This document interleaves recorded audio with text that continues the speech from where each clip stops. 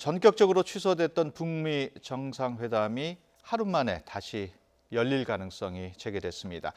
자세한 내용 홍현익 세정연구소 수석연구위원 그리고 김열수 한국군사문제연구원 안보전략실장과 함께 얘기 나눠보겠습니다. 어서 오십시오. 안녕하십니까. 네. 트럼프 대통령 북미 정상회담을 전격적으로 취소했었는데 하루 만에 다시 개최 가능성을 시사했습니다. 다음 달 12일 싱가포르에서 예정대로 북미 정상회담이 열릴 수도 있다 이렇게 말했습니다. 어떻게 봐야 될까요? 참 다행스러운 일인데요. 트럼프 대통령이 이렇게 갑작스럽게 그 전 세계가 지켜보는 이 금년 최대 행사라고 볼 수 있는 북미 정상회담을 일방적으로 이렇게 취소를 해서 상당히 좀 경악스러운 반응들이 있었는데 첫 번째 다행스러운 건 북한이 제1부상의 입을 통해서 김계관이 담화문을 발표했는데 김정은의 위임에 따라서 발표한 내용이고 굉장히 트럼프 대통령이 문제 삼는 것에 대해서 하나하나 해명하고 트럼프 대통령에 대해서 높이 평가해왔다고 하면서 아무 때나 어떤 방식으로든 마주 앉아 대화할 용의가 있다. 그 대화를 해서 손해볼 게 뭐가 있겠냐. 아주 구구절절히 제발 좀 대화합시다라는 이런 식으로 해서 트럼프 대통령의 자존심을 어느 정도 충족시켜 준 것 같습니다. 그래서 트럼프 대통령이 또 여기에 대해서 바로 하루 만인데 여기에 대해서 좀 두고 봅시다 이렇게 한 게 아니라 6월 12일 날 다시 재개될 수도 있다. 그리고 지금 대화가 진행되고 있다.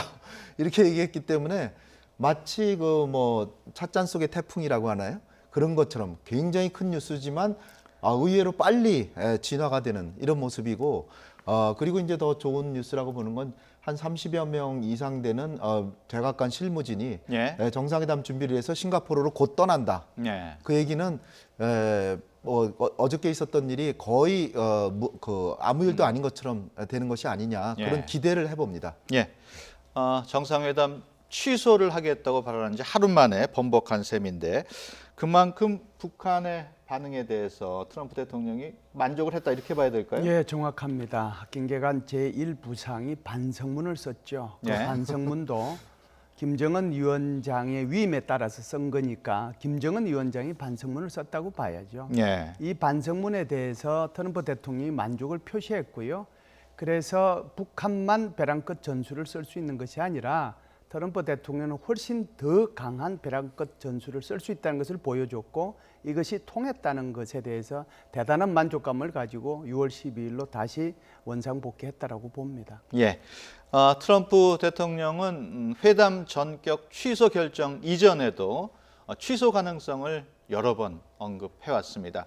따라서 이번 발언은 얼마나 무게가 있을지도 궁금한데 어떻게 봐야 될까요? 글쎄 이게 확정적으로 트럼프 대통령이 그래도 말을 조심한 게 다시 재개된다면 6월 12일이 될 가능성이 크다고 하면서도 아직은 더 두고 봐야 된다. 그러니까 지금 트럼프 대통령이 만족할 만한 타협이 된 것 같지가 않아요.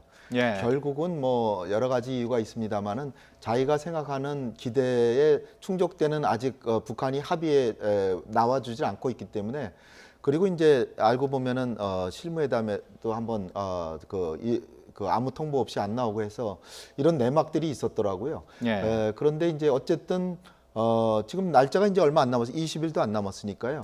상당히 재개될 가능성이 크고 또 6월 12일이 아니라면 다른 날짜 잡는 것도 쉽지가 않습니다. 보통 미국이나 중국 같은 대국의 그 정상들 일정이 3달 전까지 다 완성이 돼 있기 때문에 쉽게 싱가포르이 바로 옆집이 아니기 때문에 한 2, 3일 빼야 되는데 그렇게 빼기가 쉽지 않기 때문에 지금 만약에 재개된다면 6월 12일이 제일 유망하다 이렇게 볼 수 있겠습니다. 트럼프 대통령이 전문적인 정치인이 아니고 사업가로서 주로 그런 거래를 많이 해왔기 때문에 이런 외교적인 면에서도 게임을 하고 있지 않은가 이렇게 보는 시각도 있어요. 정확하게 말씀을 하셨는데요. 이 사람이 거래의 기술이라는 책도 있지만 제가 볼 때는 거래의 달인이라고 봅니다. 사실상 지금 하고 있는 것도 게임을 하고 있는 거고 이제 이 사람이 다른 사람들한테 하는 얘기도 그렇게 얘기하잖아요. 예. 당신들도 항상 매일같이 하는 일들이 게임하는 거 아니냐. 나도 게임하는 거다. 그래서 게임의 결과가 지금 이렇게 나타나고 있다라고 얘기하는 거고요. 6월 12일 날 정상회담이 제대로 이루어지려면 하면 조건이 좀 필요해요. 예. 그 조건이 뭐냐 하면 결국은 비핵화라고 하는 것에 대해서 미국이 생각하고 있는 비핵화에 대한 정의하고 예. 북한이 생각하고 있는 비핵화의 정의가 다르거든요. 그래서 미국은 CBID를 얘기하지만 예. 북한은 여전히 CBID보다는 핵군 축에 초점이 가 있습니다. 여기에 대해서 가장 결정적으로 두 나라 간의 의견 차이가 있는 거고요. 북한이 이것을 얼마만큼 수용하는지에 따라서 6월 12일 날 정상회담의 가능성이 있는데요. 예. 그렇게 하려고 하면 북한이 취해야 될 여러 가지 조치 중에서 가장 중요한 것이 특사를 좀 보낼 필요가 있지 않겠는가. 그래서 특사는 지금 폼페오 국무부 장관하고 지금 카운터 파트너로서 일을 하고 있는 통전부장 김영철이를 보내는 방법이 있고요. 예. 또 하나는 이제 아무래도 이 문제가 전체적으로 외교 문제하고 관련이 되는 거니까 이용호나 이수용은 이제 국제부장이고요. 당의 예. 차원에서 이용호는 이제 외무성 이제 성장이니까요. 이 두 사람 중에 한 명을 보내서 특사를 교환함으로써 전체적으로 의견을 조율하고 또 사실상 북한이 반성문을 어차피 쓴 건데 예. 이 반성문의 진위를 다시 한 번 더 전달하는 그런 과정들이 좀 필요하지 않는가 이런 생각을 합니다. 예. 지금 북미가 조율해야 할 점을 쭉 설명을 해주셨는데. 반성문이라고 하면은 저도 뭐 북한이 반성문 한 수백 장 썼으면 좋겠는데요. 근데 반성문이라고 보면은 이게 일방적으로 미국의 뜻에 이제 따르겠다 이런 의미가 있어서 예. 뭐 따르는 게 제일 좋죠. 우리로서는 그대로 미국이 원하는 대로 다 해주면은 우리로서는 최선인데 자칫하면 판이 깨질 수도 있기 때문에 예. 제가 볼 땐 반성문이라기보다는 그냥 해명서 정도로 해서 그리고 지금 뭐 사실 미국이 제일 원하는 게 두 가지인데 CBID하고 예. 그다음에 그 실행 초반에 미국이 원하는 걸 다 실어라. 예. 그러니까 프론트 로딩이라는 얘기를 쓰는데요. 예. 그게 이제 네 가지입니다. 네 가지가 이제 첫 번째가 모든 핵 자산을 다 신고해라. 거기는 우라늄 농축도 포함된다. 예. 그리고 우라늄 농축 시설은 폐기해야 된다. 그게 두 가지고요. 그다음 세 번째가 핵무기의 일부를 반출해라. 예. 마지막이 이제 특별 사찰을 받아라. 그게 CBID거든요. 예. 근데 이번에 이제 트럼프가 저렇게 이제 화를 내고 했던 것 중에 저는 겉보기에는 뭐 마이크 펜스 미국의 그 선거로 당선된 부통령을 아둔한 얼뜨기라고 표현하고 그 다음에 뭐 상상도 하지 못할 끔찍한 비극을 맛보게 해줄 수도 있다 위협도 했지만 예. 제일 중요한 게 뭐라고 생각하냐면 완전하고 검증 가능하며 되돌릴 수 없는 비핵화라느니 뭐니 하며 횡설수설하며 주제넘게 놀아댔다. 그러니까 트럼프 대통령이 반드시 해야 되는 게 CBID라고 생각하는데 CBID를 김계관뿐 아니라 이 최선희도 둘 다 부인하고 있어요. 그러니까 이 기본 조건이 안 됐다. 그래서 한번 기술을 걸은 거죠. 예. 그런 거 안 할 수도 있다. 딱 거니까 반응이 일단 대화는 해봅시다.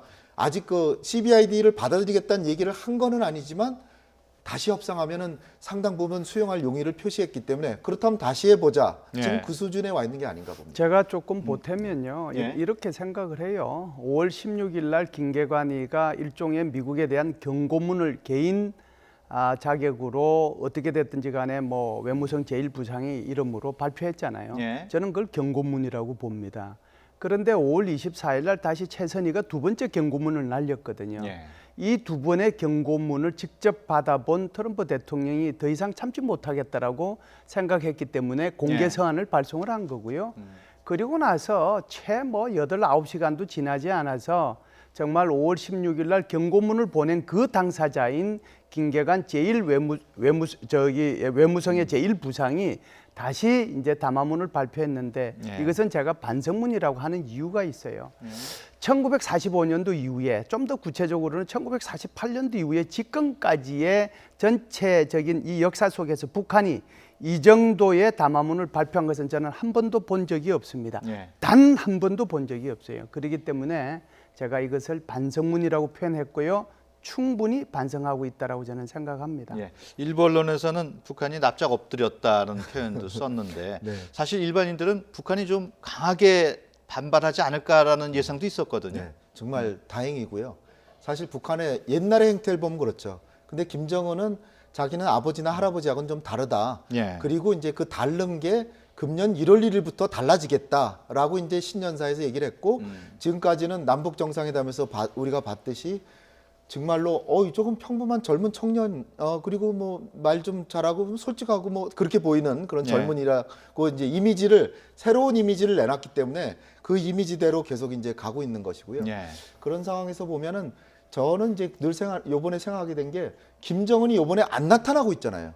북한에서는 제1부상, 외무성 제1부상, 우리로 지금 차관하고 차관보가 나와가지고 미국의 우리로 치면 청와대 안보실장이나 예. 또는 우리 국무총리쯤 부통령이니까 국무총리를 직접 비난을 했거든요. 그런데 미국은 거기에 대응이 트럼프가 직접 예. 미국의 대통령이 직접 했어요. 그래서 제가 예. 볼 때는 야 이게 모양새가 별로 좋지가 않다. 저쪽은 차관이 나와서 얘기를 하는데 여긴 대통령이 나가니까 그러면 이제 대통령이 해명을 몇 번 했기 때문에 더 이상 갈 데가 없어요. 제가 볼 때는 저건 좀 잘못됐다라고 봐요. 향후에라도 북한에서 차관이 얘기를 하면 국무성 차관보 정도가 그냥 아주 가볍게 예. 성명을 발표해서 이렇게 넘어가야 되는데 대통령이 하니까 마치 옛날에 김영삼 대통령이 한일 간에 독도가지 문제 있으니까 그거 폭파시켜야 된다. 이렇게 얘기하니까 그 다음에는 한일 관계가 한 치도 더 나갈 수가 없어요. 예. 왜냐하면 알겠습니다. 대통령이 얘기했기 때문에. 그러니까 지금은 트럼프가 얘기했는데도 북한이 또다시 반박문을 보내니까 아예 그냥 결렬시켜 버리는 거잖아요. 예. 그래서 어쨌든 간에 김정은을 국제사회로 자꾸 끌어내서 김정은이 얘기하면 자기 이미지는 좋게 만들려고 결심했기 때문에 나쁜 얘기 할 수가 없습니다. 예. 그러니까 자꾸 국제사회로 끌어내야 된다고 좀 봅니다. 예. 지금부터는 어제 상황, 더 정확하게 얘기하면 그제 밤 상황이겠는데요. 트럼프 대통령이 북미 정상회담을 취소하겠다고 발표할 당시 그때가 북한이 풍계리 핵실험장을 폭파한 그런 날이었습니다. 일부에서는 이게 풍계리 핵실험장 폭파 관련 보도가 굉장히 많이 나올 테니까 그 보도를 덮기 위해서 했다는 이 말도 있어요. 제가 볼 때는 풍계리 핵실험장하고 이 지금 트럼프 대통령이 공개 서한을 발표한 거하고는 인과관계가 있지 않다라고 생각합니다. 예. 인과관계의 핵심 내용은요. 최선희의 두 번째 경고문 이것 때문에 사실상 그 경고문이 나오자마자 바로 회의를 소집을 했거든요. 예. 회의를 소집해서 빨리 어떻게 할 건지를 결정해서 나한테 보고해라라고 얘기를 했고요.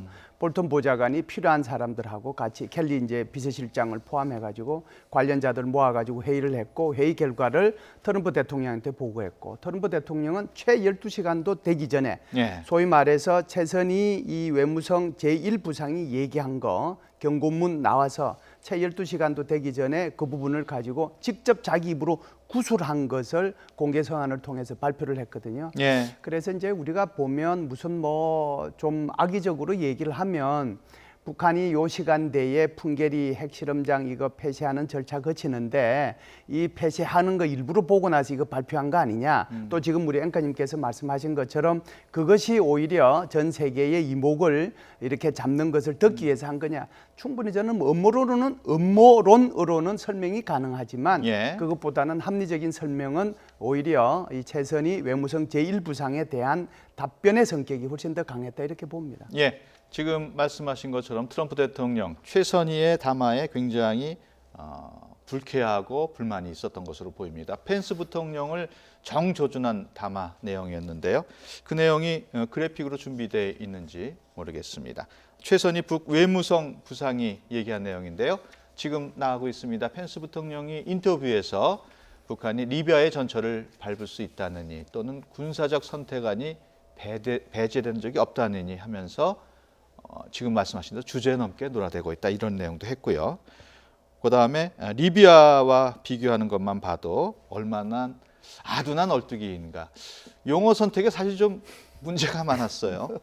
아둔하다는 표현을 북한을 많이 쓰나 봐요. 예. 김계관 표현에도 아둔하다는 얘기가 나오는데요. 볼튼한테도 이제 아둔하다 그랬죠. 근데 여기 이제 얼뚝이라는 말까지 해서 사실 그 펜스 부통령은 트럼프 대통령이 지명한 사람이 아니라 예. 러닝메이트로 미국 국민이 선택한 사람이에요. 그러니까 그렇죠. 이 선량을 못 오겠다. 그러니까 미국에 대한 도전이라고 이렇게 생각하는 측면이 있었던 것 같고요.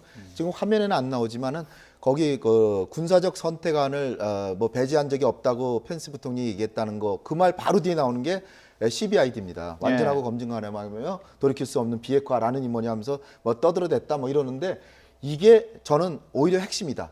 요 부분을 꼭 우리가 감안해야 되는데 아직은 CBID를 북한이 안 받았다고 하는 얘기는 이게 사실은 북미 정상회담에서의 성사 여부는 전 두 가지라고 보는데 하나는 CBID를 받느냐, 그러니까 임의 사찰을 받느냐, 예. 이게 신뢰를 증진하고 북미 간의 관계를 계속 가져갈 수 있는 요인이 되는 거고 두 번째는 완료 시점을 정하는 거. 하나 더 더한다면 정말 그 임기 초반에 지금 약속 초반에 빨리빨리 그 시행하는 거. 이 세 가지 정도가 핵심인데 그 중에서 아직 CBID가 해결이 안 된 거죠. 그리고 이제 상대편에서 보면 미국이 이제 체제 보장하는 그 측면인데 그 다음에 이제 제가 좀 재밌게 본 것 중에 하나가 최선희 얘기가 저들이 먼저 대화를 청탁하고도 마치 우리가 먼저 대화를 청탁한 듯이 여론을 오도하고 있다 그러는데 요거도 트럼프 대통령이 딱 집어가지고 아니 우리가 대화를 하자 그런 게 아니라 나는 북한이 대화를 하자고 보고를 받았는데 이런 네. 거짓말까지 하고 있다. 이런 식으로 지금 했는데 김계관이 성의를 보인 부분은 뭐냐면 우리의 분노는 미국의 지나친 언행에 대한 반발일 뿐이다. 그러니까 너무 노여워하지 말고 미국이 먼저 원인을 제공했습니다. 이렇게 얘기를 하고 있어요. 그러니까 구구절절히 북한에서 주의 깊게 트럼프가 뭐가 불만인지를 하나하나 이렇게 해소를 해주고 있기 때문에 트럼프 대통령이 의외로 빨리 그 분노가 풀린 게 아닌가. 네. 제가 볼 때는요, 이 최선희 외무성 부상의 발언이 지금 펜스 부통령에 대한 인신공격적 발언도 굉장히 트럼프를 화나게 했지만 지금 홍 박사가 얘기한 것처럼 저는 세 가지 이유가 있다라고, 세 가지 문제가 있다라고 보는데 첫 번째는 CBID 안 하겠다라고 하는 것이 김계관이가 5월 16일 날 얘기했을 때도 그 얘기를 했고 이번에 최선희가 얘기해도 똑같이 얘기했다는 것이 가장 큰 문제고요. 그래서 미국의 입장에서 볼 때는 얘들이 정말 CBID 안 하겠구나 이런 생각이 있었다는 거고요. 두 번째는 대화는 구걸하지 않겠다라고 다시 또 얘기했어요.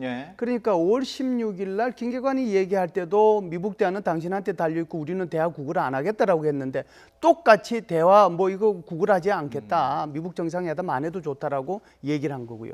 세 번째가 제가 볼 때는 정말 잘못 건드렸다라고 생각하는데요.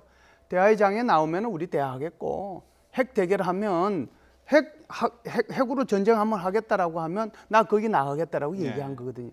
그러니까 이 세 가지를 듣고 나서 트럼프 대통령이 그 급한 성격이 있는 사람이 머리에 좀 꼭지가 안 돌래야 안 돌 수가 없는 그런 상황이었다고 봐야죠. 더 이상 밀리면 큰일 나겠다라는 생각을 했기 때문에 그래서 우랴부랴 회의를 급히 소집한 게 아닌가. 그리고 나서 트럼프 대통령이 공개 사안을 발표한 게 아닌가 이렇게 봅니다. 트럼프 대통령이 회담을 취소한 배경에 대해서 외신은 이런 분석을 내놨습니다. 트럼프 대통령이 회담 성과를 기대하기 어렵다고 판단했다 이런 내용입니다. 북한이 지난주에 예정됐던 싱가포르 실무회담장에 나타나지 않았고 연락조차도 없었다고 하는데요. 이거는 좀 북한이 너무 앞서 나간 거 아닙니까? 너무 지나치게 행동한 게 아닌가 싶어요. 북한 스스로도 자신들의 몸값을 올리기 위해서 여러 가지 조치를 했다라고 보는데요. 그게 이제 트럼프 대통령이 계속 의심을 품고 있는 것이 바로 중국 배후설이거든요. 5월 7일과 8일 날 딸앤에 갔을 때 딸앤에 이 김정은 위원장이 갈 때 데리고 가는 수행원들을 보면 그 수행원들이 바로 이수용 국제부장, 이용호 외무상, 최선희 제1부상들이에요. 소위 말해서 향후에 미국 간의 정상회담이 끝나고 난 뒤에 미국 간에 본격적으로 비핵화 회담이 실무진들로 차려져서 꾸려질 때 여기에 책임을 질 사람들을 몽땅 다 데려갔거든요. 그래서 여기에서 분명히 뭔가가 있었다고 생각하는 거죠. 그렇기 때문에 이 회담 끝나고 난 뒤에 5월 16일 날 김계관이가 예를 들면 뭐 경고장 보내고 다시 5월 24일 날 최선희가 경고장 보낸 이유가 바로 이런 데 있다라고 얘기한 거고 그것 때문에 원래 지난주에 싱가포르에서 실무회담 하기로 했는데 안 나온 거 아니냐. 이렇게 지금 미국은 판단을 하고 있는 거죠. 그렇다라고 하면 정말 북한이 미국 정상회담을 안 할 의도가 있었느냐? 그러면은 좋아. 내가 먼저 안 할게. 라고 얘기하고 싶었던 것이죠. 북한이 왜 실무회담 준비에 응답하지 않았는지 어떻게 보면 미국한테 좀 더 뭘 얻어내기 위한 수법인데 그 결과적으로는 그게 좋은 결과를 얻지 못했어요. 저도 저게 눈에 딱 띄던데요. 사실 우리가 그 남북 고위급 회담을 일방적으로 북한이 무기 연기했을 때 또다시 통미봉남으로 가는구나. 태영공사하고 한미연합 공중훈련 이 두 가지를 이제 문제 삼았는데 예. 그다음에 뭐 집단 탈북에다가 전단 살포도 정부가 성의 있게 막질 않았다. 뭐 이렇게 계속해서 얘기하는데 그래서 이제 미국하고만 대화하지 우리하고는 또 담싸려는 거 아닌가 이렇게 생각을 했었는데 예. 알고 보니까 미국하고도 문제가 있었던 거예요. 단지 표현에서만 좀 정면으로 겨누는 건 최선희 때까지 이제 좀 기다렸던 거고 실제로는 사실 정상회담을 하려고 하면 싱가포르에서 만나가지고서는 뭐 어느 호텔로 할 건지 뭐 어느 방을 쓸 건지 뭐 얘기를 해야 될 거 아니에요. 예. 경호는 어떻게 할 거고 은전은 어떻게 하나. 그런데 거기에 아무 얘기도 없이 안 나왔다는 거예요. 그래서 폼페이오 장관이 전화까지 했는데 전화도 안 받았. 예. 그러니까 이건 뭐 정상회담 할 의사가 없다. 이 철저하게 무시하고 서양식 개념으로 보면 약속은 지켜져야 된다. 그런데 정상회담 약속을 해놓고 실무 준비를 하는데 안 나온다는 걸 안 한다는 얘기거든요. 예. 그러니까 제가 이제 다시 주목한 게 남북 관계가 북미 관계보다 더 나빠진 거 이렇게 봐서는 안 되겠구나. 북한이 이런 그 전반적인 협상에 있어서의 어떤 자기네들이 타협하지 못하는 그런 상황으로 볼멘 목소리를 한국하고 미국하고 동시에 했구나. 예. 근데 이제 아까 트럼프 대통령의 입장에서는 김정은이 그 다롄에 가서 시진핑을 만난 게 이유라고 이렇게 보고 있지만 그건 이제 아전인 습격 해석이라고 좀 보고요. 예. 제가 볼 때 북한이 저렇게 실무회담 안 나오고 한 그 이면에는 바로 볼튼의 발언이 있었다. 예. 리비아식 방식이니 뭐 생화학 무기도 포기해야 된다느니 그다음에 인권 문제도 개선해라. 그다음에 중단거리 미사일 한국과 일본의 입장을 보면 중단거리 미사일까지 다 포기해라. 이렇게 하니까 예. 북한의 입장에서 볼멘 목소리를 낸 건데 예. 자기네들이 한 얘기는 전혀 생각도 안 하고 알겠습니다. 상대방만 보고 있는 거죠. 예. 지금 시간이 거의 다 됐습니다만은 결론적으로 이런 모든 상황을 조합할 때 북미 간의 다음 달 10일 싱가포르 정상회담 열릴 가능성 어느 정도로 보십니까? 예, 제가 볼 때는 뭐 우리 정용 실장님께서 말씀하셨다가 다시 굉장히 곤혹스러운 처지에 빠졌는데 다시 또 이제 트럼프 대통령이 어찌됐든 살렸잖아요. 예. 제가 볼 때는 그냥 우리 정용 실장님 제가 워낙 좋아해서 개인적으로 그냥 그대로 표현을 하면 정용 실장님 표현대로 그냥 99.9% 예. 저는 거기다가 그냥 몰빵 좀 했으면 좋겠습니다. 예. 어떻게 보십니까? 저도 상당히 성사 가능성은 커졌는데 지금 이제 이합제 들어갔고 약간의 고비는 더 있을 것이다. 그런데 성사가 된다면 지금 6월 10일이 제일 유망해 보인다. 예. 이렇게 말씀드리겠습니다. 알겠습니다. 지금까지 홍현익 세정연구소 수석연구위원 그리고 김열수 한국군사문제연구원 안보전략실장과 함께 얘기 나눴습니다. 오늘 말씀 고맙습니다. 감사합니다.